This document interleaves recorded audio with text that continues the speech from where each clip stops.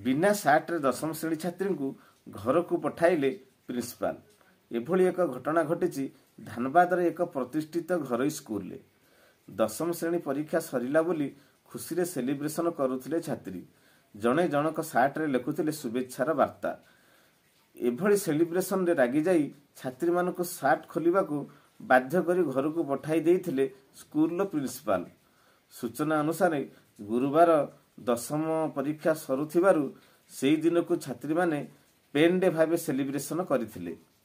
समस्त निज निज सांग को शुभेच्छा जणाइबा को जाई सेमानक सार्ट रे शुभेच्छा वार्ता लेखुथिले।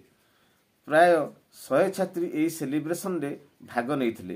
हेले एभली सेलिब्रेशन स्कूल प्रिंसिपाल को पसंद आसी नथिला। से एथिरु रागी जाई छात्री माननकु गाली गुलज करिथिले। खाली एतिक नुहे समस्त को निज निज सार्ट खोलिबा को मध्य बाध्य करथिले। दशम श्रेणी छात्री माननकु केवल ब्लेजर पिंधि घर को जीवाकू मिलिथिला अनुमति। एभली अवस्था रे घर को छात्री माने जाई बापा मां निकट रे कांदिथिले। जणे छात्रींकर भिडियो सोशल मीडिया रे मध्य खूब भाइराल हेउछि।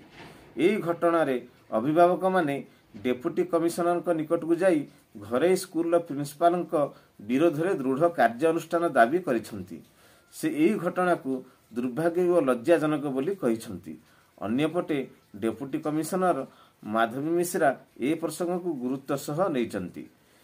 से एहार तदंत पाई एक कमिटी गठन करिसेंती। दोषी विरुद्ध रे उपयुक्त कार्यानुष्ठान नियाजिबो बोली से अभिभावक मानकु आश्वासन देइजंती। एही घटना रे सेमानक न्याय प्रदान करिबा पाई प्रशासन प्रतिश्रुतिबद्ध।